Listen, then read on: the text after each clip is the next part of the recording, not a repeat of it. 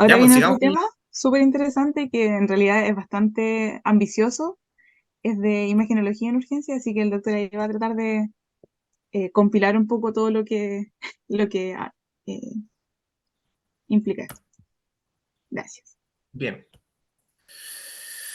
Bien, vamos a pasar a otro tema ya más técnico. Tips, yo le puse tips radiológicos para urgencia. Eh, es imposible ver toda la radiología de urgencia en una clase de una hora. Imposible, imposible, aunque tuviésemos como 2 horas. Es imposible, pero voy a enseñarles lo que desde mi punto de vista es lo más relevante que tienen que saber cuando ustedes salgan a trabajar y si van a trabajar en un servicio de urgencia. Los 3 mensajes que les quiero transmitir. Primero, no somos radiólogos, somos médicos de urgencia. Eso significa que yo sé que hay gente que le gusta la ecografía, yo sé que hay gente que le gusta la radiología, diagnósticos de forma adecuada. Y finalmente vamos a hablar del TAC de cerebro. El TAC de cerebro, que es muy solicitado, sobre todo cuando estamos en pacientes con traumatismo encefalocraniano, voy a enseñarle una metodología para evaluar el TAC de cerebro de forma más segura sin que se les pasen algunos detalles. Y esta es una mnemotecnia, que es blood can be very bad. Blood por sangre, can de cisternas, be de brain, de cerebro, very de ventrículo y bad de bone, de hueso. Ese es el orden, la secuencia que ustedes van a seguir cuando estén evaluando un TAC de cerebro. Partimos. Vamos con la radiografía de tórax, chiquillos. La radiografía de tórax, ustedes tienen que aprender a ver bien las siluetas. Y de repente, por ejemplo, yo veo perfecto las siluetas de estas personas, las puedo seguir, sus contornos no se borran muy bien, pero si yo no supiera que esto es una persona, podría decir que tiene una pierna sola que se pega con la otra. ¿Ya? Y acá probablemente nadie está viendo que aquí hay como un cerco, pero como se antepone a otra imagen, no es fácil de ver. Entonces, hay que saber reconocer bien las siluetas. Y una vez que ustedes sepan las siluetas, van a poder interpretar, si es que se borra alguna silueta, que algo hay entre medio. ¿Ya? Partamos con la radiografía de tórax normal. Esta es la radiografía de tórax normal. Eh, Vean ustedes que podemos seguir el mediastino, la silueta del mediastino, el ilio, y después seguimos el corazón y el diafragma, sin problema. Vean acá, está la aorta, ahí pueden ver la aorta, que luego pasa como por detrás, queda como pegadita a la columna, y seguimos por este lado del ilio, y nuevamente tenemos el corazón. Sigue hacia abajo, el corazón, y acá tenemos el diafragma nuevamente. Algunos detalles, si se dan cuenta, estos son vasos sanguíneos, ¿ya? Los vasos sanguíneos son muy prominentes en la parte de abajo, muy prominentes, y cada vez menos visibles en la parte de arriba. ¿Ven? Muy poco visible. Lo mismo ocurre si es que evaluamos del centro hacia la periferia. Aquí los vasos sanguíneos son más grandes y cada vez se van haciendo más chiquititos, más chiquititos, más chiquititos. Si en algún momento ustedes vieran que los vasos sanguíneos se están haciendo prominentes por acá, hay que sospechar que hay hipertensión. Hay hipertensión venosa, congestión, ¿no? Eh, y eso está generando finalmente compromiso intersticial que puede evidenciarse con estas líneas V de Kerley que pueden aparecer entre medio. ¿Ya? Pero en este caso no es así. Otro detalle que tienen que evaluar es que hay un degradé. O sea, por acá arriba de la columna está más blanquita y cada vez se va oscureciendo más. Se va oscureciendo más, se va oscureciendo, se va oscureciendo. Y aquí nos encontramos con 2 diafragmas, que es el derecho y el izquierdo. Y aquí tenemos el otro, ¿cierto? Bilateral. Y con eso, si ustedes aprenden a evaluar que los vasos sanguíneos van de a poco haciéndose más pequeñitos hacia arriba y hacia afuera, y aprenden a reconocer las, eh, todas las siluetas, si es que están todas las siluetas visibles y los vasos siguen en la misma orientación que corresponde, entonces la mayoría de las veces vamos a poder decir esto es una radiografía de tórax normal. Partamos con algunos ejemplos de cosas anormales. Bien, esto es súper evidente, ¿eh? Pero vamos a analizarlo un poco más. Acá tenemos bien la silueta, y la silueta cardíaca del lado derecho se borra en esta oportunidad, probablemente porque hay algo entre medio. Para que se borre algo de la silueta cardíaca, significa que tenemos una ocupación en el lóbulo medio, ¿ya? Del pulmón derecho, y cuando ocurre lo mismo al lado izquierdo, se borra este lado, significa que hay algo de ocupación en la língula, ¿ya? Bueno, en este caso está borrado, si se dan cuenta, el corazón, un poquito el diafragma también está borrado ahí, pero casi nada. En realidad no está borrado el diafragma, sino que es solo el corazón. Y empiezan a aparecer algunas cositas, como por ejemplo que esto que está aquí es como aire rodeado de algo con mayor densidad. Y eso es un broncograma aéreo. ¿Ya? Podemos acercar y podemos ver ¿ya? Que claramente, no son sé si ven la preparados manito que frente a tengo yo, vientos de alta magnitud. ¿se ve? ¿Ya? Sí, Doc, se Se ve. le Sí, señala. se ve. Perfecto. Entonces, muy bien. Entonces, esto es un broncograma aéreo. Si ustedes pueden seguir hacia abajo, también se ve algo de broncograma aéreo aquí, hay algo de broncograma aéreo acá, que son estos lugares aireados que quedan con algún tipo de contenido, que puede ser pus, puede ser sangre, lo que sea, que lo rodea. Los vasos sanguíneos que veíamos aquí, por ejemplo, se empiezan a borrar. ¿Por qué? Porque hay una ocupación que tiene la misma densidad que los vasos sanguíneos. Así que por eso aquí no vemos prácticamente vasos sanguíneos, que sí podemos ver, por ejemplo, en el lado contralateral. Ahí vemos vasos sanguíneos, sin problema. ¿Bien? Entonces, esto es del lóbulo medio. Y si vemos la lateral, efectivamente, aquí pueden ver el lóbulo medio. Ahí tenemos una cisura, y vemos que hay compromiso del lóbulo medio. ¿Ya? Esa es la neumonía.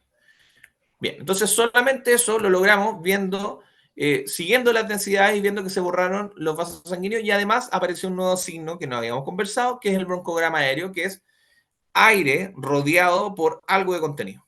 Sigamos. Veamos otro ejemplo de lo mismo.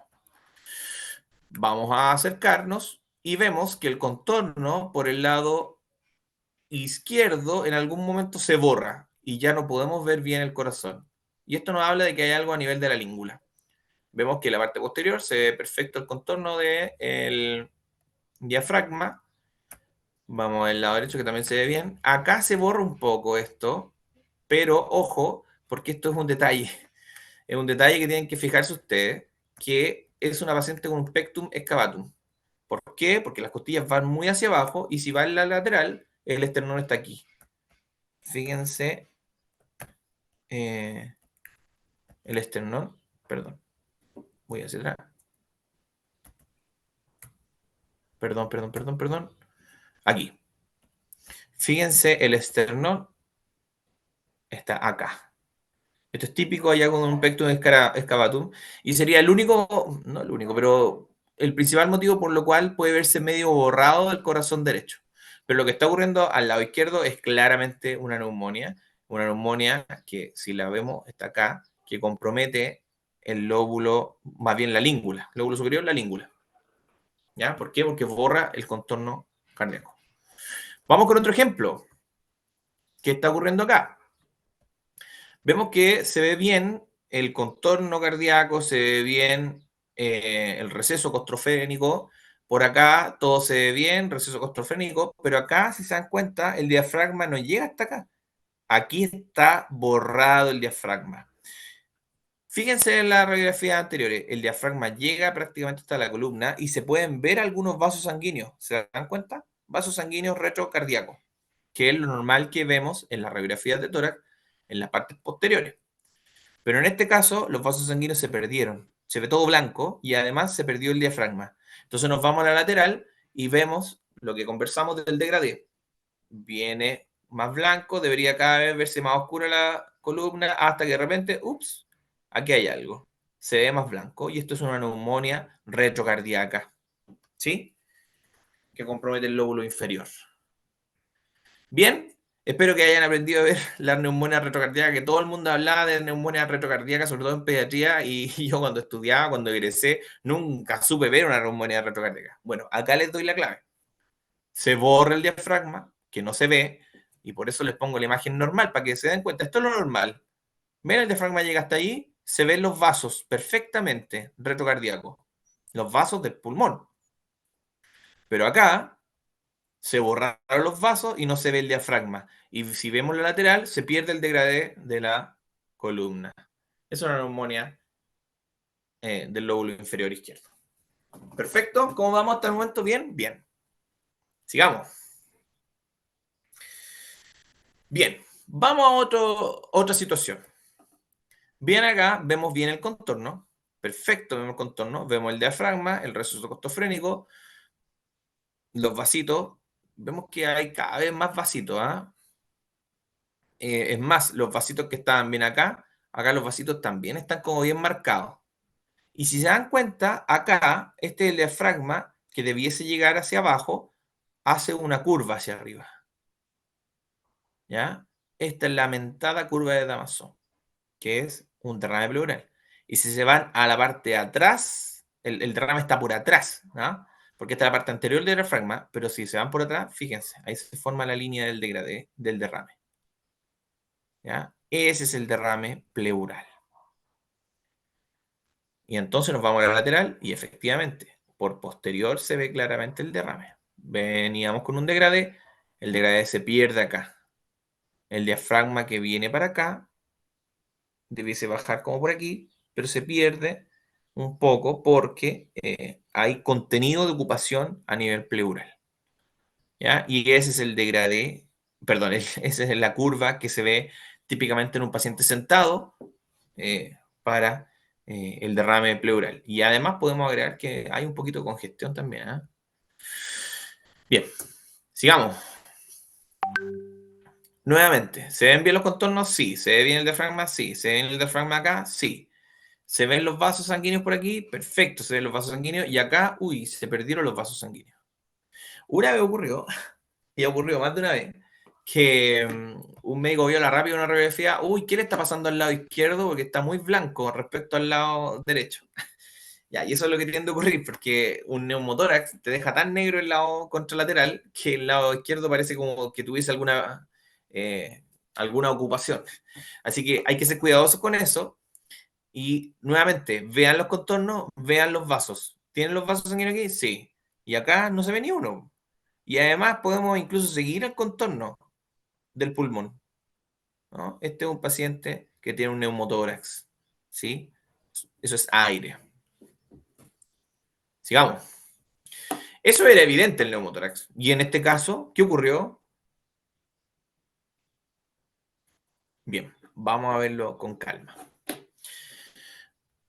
Vamos a ver que tiene todos también marcados los contornos, bien marcada la silueta, se ve el diafragma por aquí, el diafragma por allá, se ven los vasos por aquí, cada vez más chiquititos, oh, y acá arriba no hay vasos en una parte. Nos acercamos, vamos a acercarnos, y vean que incluso se marca la línea pleural. Fíjense que de forma súbita se pierde la línea pleural, no es algo que vaya de a poquito haciéndose cada vez más blanco hasta que se pierde, no. Se pierde la línea pleural. Se pierden los vasos sanguíneos. ¿Ven? Ahí está, hay vasos sanguíneos, ahí hay vasos sanguíneos y aquí ya no hay. El lado contralateral, pareciera que ahí está la línea pleural. Ahí queda un poco la duda. Sí, parece que ahí va la línea pleural. ¿Ya? Pero ahí hay un neumotórax, claramente. Bien, así que no siempre es tan evidente. El neumotórax uno tiene que buscar en el ápice, en los pacientes que están sentados, porque el paciente que está acostado no es tan evidente, pero en los pacientes que están sentados, tiene que buscar el ápice. Ya, vamos ahí con una misión. ¿Qué se le ocurre que es esto? Alguien que pueda responder. El que sea. Siéntanse libres, chicos. No los voy a humillar. Nadie los va a humillar. En el momento va a aprender. Derrame pleural. Bien, hay un derrame pleural. Pero ¿qué es lo que te llama la atención de este derrame pleural? ¿Sigue la curva de Damasón, no? ¿Sigue la curva que vimos hace un par de imágenes? ¿Sí o no? Está como plano así. ¿No es cierto? Está plano. Sí. Bien, aquí viene el detalle. Cada vez que ustedes vean un derrame pleural plano, sospechen que hay aire también. Esto es un hemoneumotórax, ¿ya? ¿Por qué? Porque una de las cosas que nos hace sospechar un neumotórax, porque es lo más evidente del derrame, es que se forma este líquido por presión del aire que entró a la pleura, se ve plano, plano, plano, plano. Y si nos vamos hacia arriba, fíjense, Ahí hay vasos sanguíneos y aquí ya no se ven vasos sanguíneos. Y ahí está la línea de la pleura. Es un hemoneumotórax. ¿Ya? Cada vez que vean un derrame pleural plano, sospechen que además hay un neumotórax asociado. ¿Sí? Bien. Este paciente le tomaron la radiografía acostado. Entonces podemos ir a buscar si es que hay neumotórax arriba. Pareciera que hay un neumotórax ahí, ¿eh? Pareciera. Pero aquí se ve claramente. Cuando hay un paciente que está acostado, uno tiene que seguir los vasos y en algún momento se van a perder. Y esto se llama el signo del surco profundo, porque se ve el surco que está muy, muy profundo. En general, el surco, claro, viene y llega hasta la costilla sin problema, pero este llega muy abajo. Y además hay otro signo acá, que se llama el signo del doble diafragma. Vemos el diafragma, pero además vemos otro diafragma por acá. Y eso es porque el aire está generando mayor presión en la parte posterior del diafragma. Entonces, cada vez que vean un surco profundo con un doble diafragma, también eso es un neumotórax, que en este caso el paciente está acostado. Por eso es que no se ve tan claro el neumotórax en el ápice. En general, para evitar este error, yo solicito que la radiografía se tome con el paciente sentado, pero a veces no se puede porque en este caso está intubado el paciente. Entonces, se tiene que tomar acostado y esto nos puede ayudar. En general, estos pacientes terminan con escáner porque si hay un neumotórax hay un trauma de alta energía. Bien, ¿y qué estamos viendo acá? En este caso, vamos a analizar la radiografía. Tenemos un paciente que vemos los contornos, se marcan más o menos los contornos bien. Aquí vemos que tenemos un derrame pleural. Perdón, aquí vemos que, perdón, derrame pleural. Vemos que tenemos el diafragma que llega hacia el costado como corresponde. Aquí tenemos la aorta. No sé si ven la línea, mi mouse. ¿Ven mi mouse? ¿Sí? ¿No? Sí, sí se ve. Ah, ya, perfecto. Y aquí tenemos el corazón, un gran corazón. Si se dan cuenta, es un corazón gigantesco. El corazón que va de aquí a acá. ¿Ya? Si tomamos la medida, si mide más de la mitad del tórax completo, estamos hablando de una cardiomegalia. Bueno, en este caso, como que no se ve tan claro el diafragma izquierdo. No se ve tan claro. Algo se ve por ahí, ¿ah? Ya, pero no se ve tan claro. Pero ahí se ve. Ya, bueno, lo relevante de esta radiografía es que, fíjense ustedes, que si nos vamos bien acercando, dense cuenta de que los vasos sanguíneos debiesen ser cada vez más chiquititos, pero en este caso, fíjense, hay vasos sanguíneos que prácticamente llegan hasta la pared y son curvas que no son curvas, sino que son horizontales. Esas son las líneas V de Kerley. Las líneas V de Kerley son líneas horizontales que nos hablan de que el paciente está teniendo compromiso intersticial. Fíjense, aquí hay otra línea más. Es un paciente que claramente tiene cardiopatía de base. Tenemos que los vasos sanguíneos están igual de prominentes arriba como abajo, ¿no?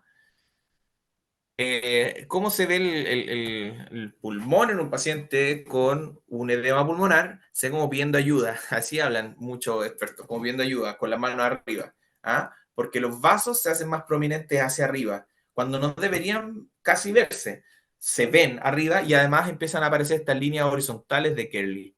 Eso nos habla de que hay congestión y hay compromiso intersticial. Y además, si le agregamos un megacorazón, estamos hablando de un paciente que probablemente tiene un edema pulmonar. Aquí claramente hay otro ejemplo de un edema pulmonar mucho más evidente. ¿Ya? Aquí está el edema pulmonar, hay compromiso intersticial. Aquí ya está muy claro que los vasos están muy prominentes. Aquí se ve una línea B de Kerley. Fíjense, ahí se ve. No está tan clara la imagen, pero se ve, esa es. Y tenemos un megacorazón. Aquí ya es muy evidente. Y acá, aquí es también evidente. Pero hay que fijarse en la sutileza. La línea B de Kerley, seguimos subiendo, línea B de Kerley, línea B de Kerley. Son líneas horizontales. Es un corazón que claramente está dañado porque, perdón, porque es un corazón grande, prominente, se ve mucho más la prominente los vasos sanguíneos en la parte superior, tenemos las líneas B de Kerley y además tiene estos alambrecitos. Entonces, si uno ve la radiografía así más, a simple vista puede cometer el error de ver que, uy, pareciera que está normal. Pero comparémosla, en la medida que ustedes aprendan a ver, vean muchas más radiografías, se dan cuenta de las diferencias. Fíjense, los vasos están más prominentes acá, esta es la radiografía normal, la de este lado. Vasos más prominentes abajo y menos prominentes arriba. Prácticamente no se ven vasos llegando a el borde del tórax. En cambio acá, vasos prominentes arriba también, tenemos un gran corazón y además aparecen las líneas B de Kerley. Aquí hay una línea B de Kerley, ¿no? Son estas líneas horizontales como más gorditas. Esa de aquí podría ser también, esa de aquí también podría ser. Así que también es un paciente con insuficiencia cardíaca. Fíjense, ahí está más marcado, ahí también está más marcado. Estos son un paciente con un edema pulmonar agudo. El de la derecha de la pantalla y el de la izquierda una radiografía normal, para que comparen. Bien, entonces con eso vimos las principales patologías que se pueden ver en una radiografía de tórax. Principalmente hay que enfocarse en la silueta y los vasos. Sigamos. Vamos con cerebro.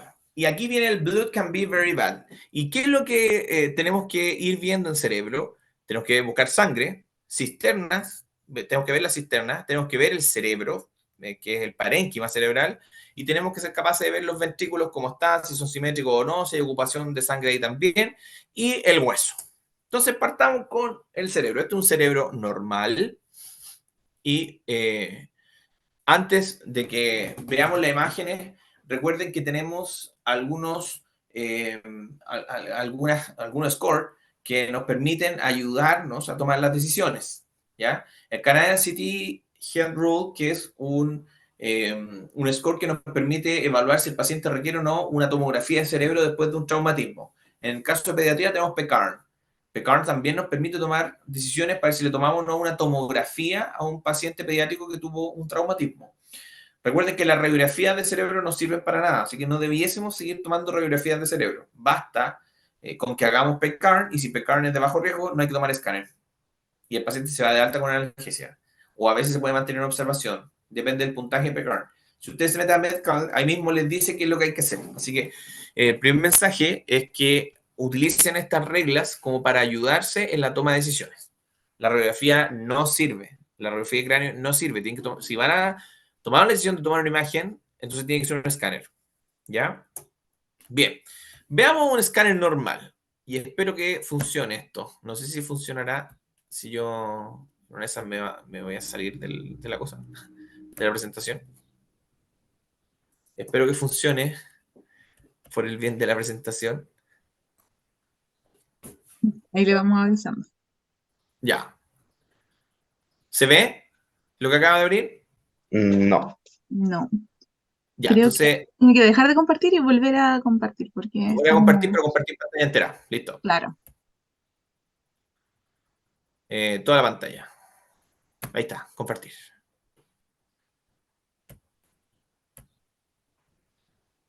Ahora sí. ¿Se ve? Ahora sí, doctor.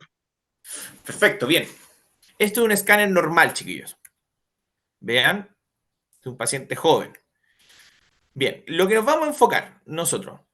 Blood can be very bad. Vamos a buscar sangre. Tenemos que ir siempre comparando un lado con el otro. Vamos a ir a las cisternas. Las cisternas tenemos la cuadrigeminal, perdón, la pontina, perdón. Esta es la pontina, que al lado del puente, por eso se llama cisterna pontina. Ahí tiende a acumularse sangre. Empezamos a subir, subimos y aparece la supracelar, que es esta, que parece como una estrella de mar. Y atrásito está la cuadrigeminal, que parece como una W. ¿Ya? Ahí tiende a acumularse sangre. Vamos a los ventrículos. Los dos ventrículos deberían estar relativamente similares en tamaño.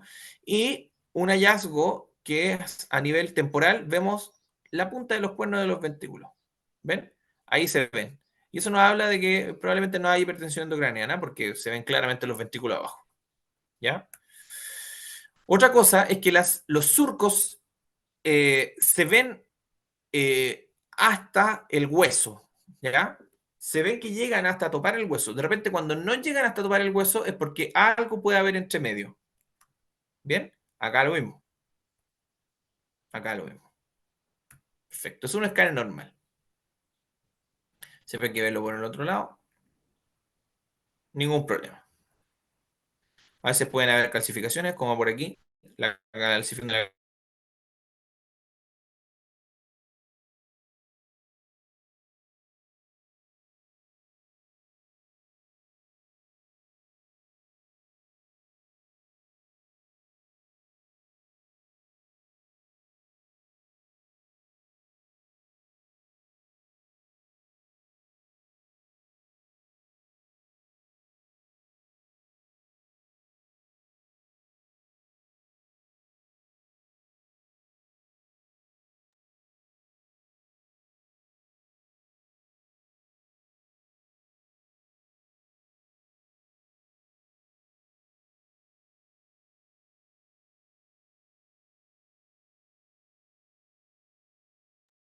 El doctor se cayó, pero ya volverá.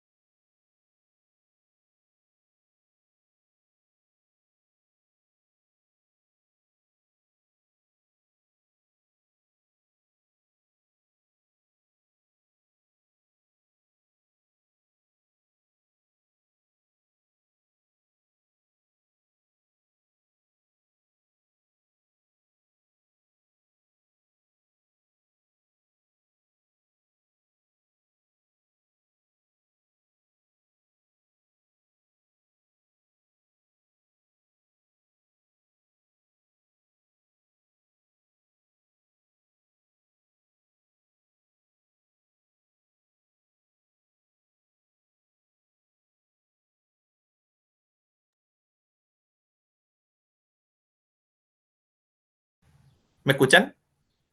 Ahora sí, doctor. Ya, perfecto. Por alguna razón se me fue el internet, pero aquí estamos de vuelta de nuevo. No se Vamos con un preocupe. paciente adulto mayor. Fíjense que el paciente adulto mayor se ven mucho más prominentes los surcos, se ven mucho más grandes las cisternas, pero sigue manteniendo las mismas, eh, los ventrículos, perdón, sigue manteniendo la misma cisterna, la pontina, la supracelular, que se ve la estrella de mar más viejita, y la cuadrigeminal que está ahí. Y en este caso, en el lóbulo temporal, vemos nuevamente la parte más baja de los ventrículos. ¿Ya? Los ventrículos del mismo tamaño y los surcos que llegan nuevamente hacia el huesito, ¿ya? Hacia la estructura ósea, sin problema. Es un escáner normal de un adulto mayor. Bueno, comencemos con la patología. Paciente de 55 años que lo asaltaron y le golpearon en la cabeza. Vamos a ver qué es lo que encontramos acá. Entonces, sigamos nuestro esquema. Blood can be very bad. ¿Qué significa blood? Que es sangre. Y vamos a buscar dónde puede haberse algo blanco. Y ahí encontramos algo blanco. Algo blanco, y aquí vemos que los surcos no están llegando hacia la estructura ósea, significa que algo se está anteponiendo. Y ese algo pareciera ser sangre, porque se ve blanquito, ¿no es cierto? Se ve más denso. Y cuando esta tiene esta morfología, o sea, pareciera ser más bien como un limón, como una pelota de fútbol americano, eso es un epidural. Y la causa más frecuente de hemorragia epidural es la lesión de la meningia, de la arteria meningia media, que se lesiona cuando hay una fractura. Entonces nos vamos a la estructura ósea y vean que hay una fractura ahí. Fractura, fractura, fractura. Tenemos un compromiso también más bien cutáneo. Y ahí, con esa fractura, se fracturó la meningia media y ahí se puede ver que tiene el epidural. Además, tiene una contusión hemorrágica acá. ¿Ya? Tiene el epidural, contusión hemorrágica. Vemos que esto tiene algo de efecto de masa, probablemente no mucho. Los ventrículos están de buen tamaño. Puede que esté un poquito más chiquitito, pero muy raro. Y eso es lo que podemos decir de este escáner, lo más relevante. ¿Ya? Es un epidural. Sigamos. Imágenes se aprende viendo imágenes, ¿ya? 60 años, trauma encefálico. Vamos acá. Y aquí ya es mucho más evidente, ¿no es cierto? Tenemos un paciente que ahí está la línea media. Vamos a ver. Blood, que es esto rojo, sangre, ¿no es cierto? Blood can be very bad. Aquí tenemos sangre también entre medio. Pueden ser contusiones. Vamos a ver el cerebro. El cerebro está completamente desplazado. Esta es la línea media. Debiese estar ahí la línea media. Está completamente desplazada. V, eso de cerebro. Perdón, la cisterna. Vamos con la cisterna. Blood can. Cisterna. Cisterna pontina normal. Cisterna cuadrigeminal desapareció. Cisterna supracelular también desapareció. Pareciera que tiene algo de sangre entre medio. Very ventrículo. El ventrículo del lado izquierdo del paciente desapareció. El ventrículo derecho está. Y esto claramente es un epidural también, ¿no? Recuerden, lo que tiene forma de pelota de fútbol americano o de limón es un epidural. Sospechen lesión de la meninge media, entonces generalmente vamos a tener una fractura entre medio asociada. Y ahí está la fractura, ahí está. Esa es la fractura. Si seguimos bajando, se va a ver más evidente la fractura. Ahí. Acá. Ahí está. Fracturado. Bien. Entonces, eso con los epidurales. Sigamos. Vamos viendo más detalles. En la medida que ustedes vean escáner de cerebro, van a aprender a ver escáner de cerebro el día de mañana cuando les toque. Otra imagen de cerebro, buscamos algo blanquito y si se dan cuenta, aquí tiene cositas blanquitas. Ahí también se ve como un poquito más blanquito. Acá también, o algo más blanquito. Ahí se ve más blanquito. Son pequeños detalles. Aquí se ve mucho más blanquito, más blanquito, más blanquito.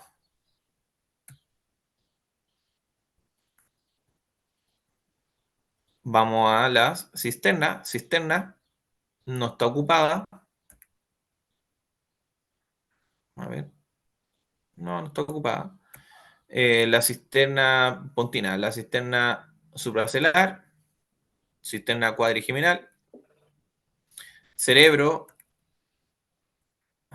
está relativamente simétrico, ventrículos simétricos, como que se me perdieron un poco, ahí está, los cuernos en la parte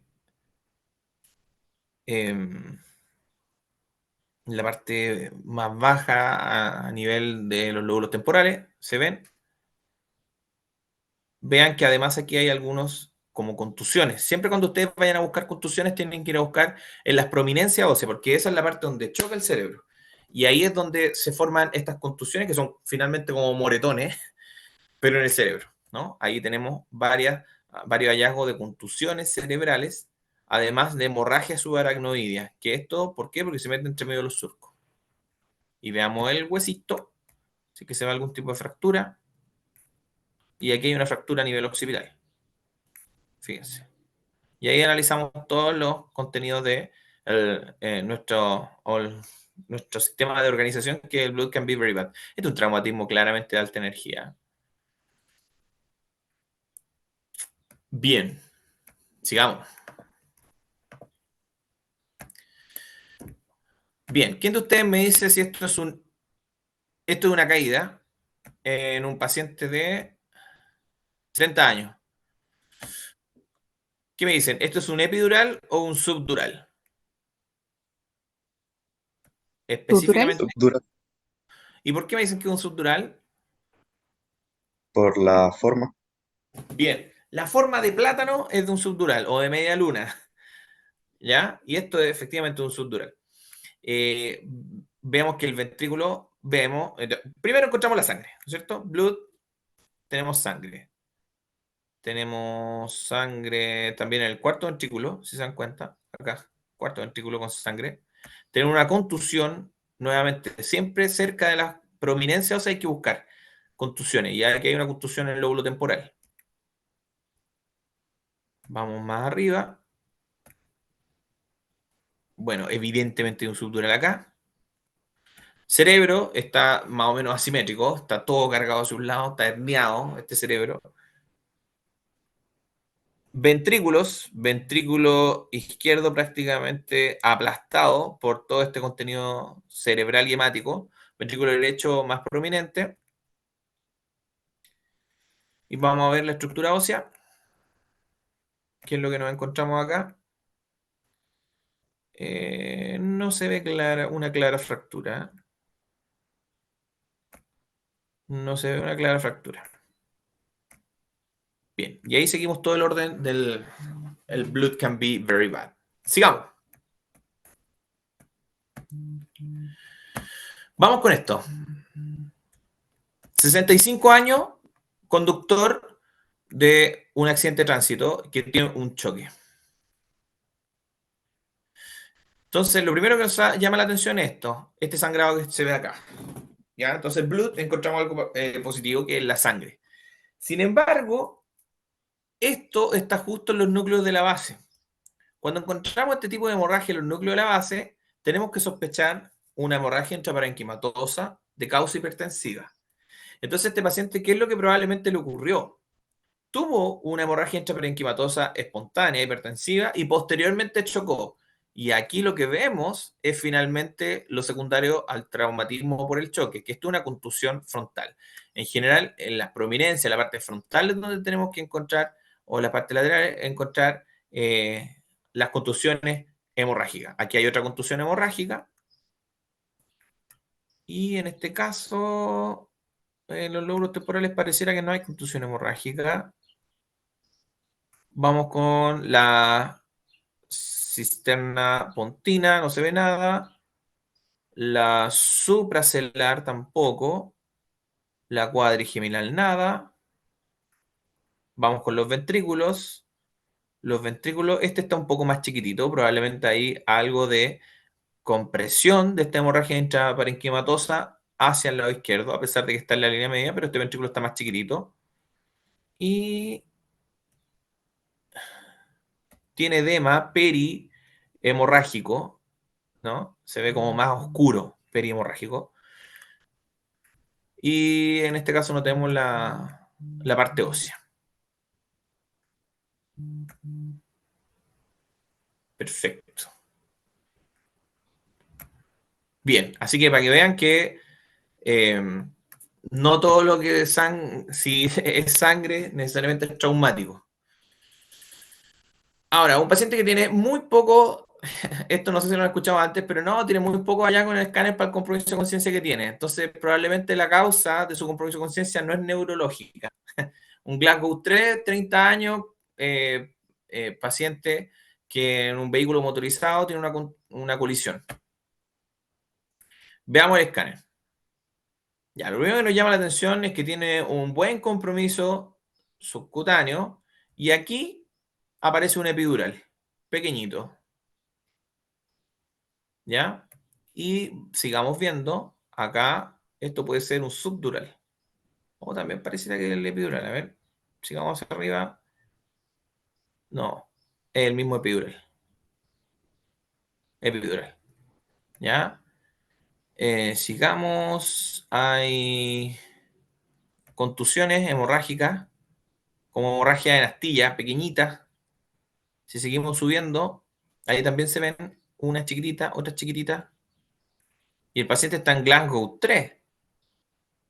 Además, hay sangre en el ventrículo. Sigamos el orden entonces. Blood, encontramos varias hartas partes con sangre. Vamos a la cisterna. Pontina, no le vemos nada. Supracelular, nada. Cuadrigeminal, chuta, está bien aplastadita. Hay algunos puntitos sangrantes por ahí. cerebro se ve que está como más blanco de lo normal, ¿no?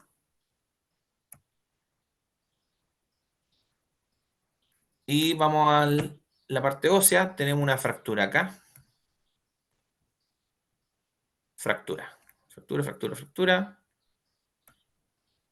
Y ya.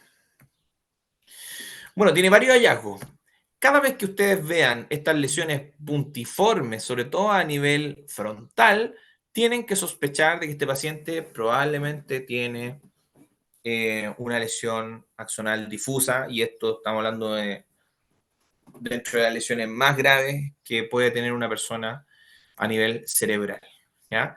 Así que en este caso puede que los hallazgos no sean tan evidentes, no, puede que no sean tan catastróficos como el epidural, el subdural grande que vimos en las otras imágenes, pero la clínica es la que nos orienta que algo grave le pasó en su cerebro, ¿cierto? Un Glasgow 3 en un paciente, es porque está grave, grave, ¿ya?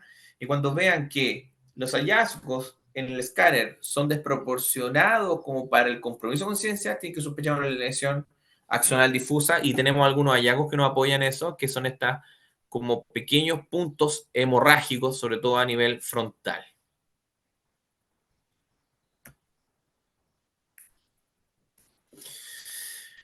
Bien, entonces, recuerden que no somos radiólogos, somos médicos de urgencia en radiografía de tórax. Vean la silueta, vean los vasos sanguíneos, y con eso van a prácticamente llegar a la enorme mayoría de los diagnósticos evaluando bien una radiografía de tórax. Acostúmbrense a ver radiografías de tórax normales, sigan todas las siluetas de todas las estructuras más importantes, que es diafragma, corazón, mediastino.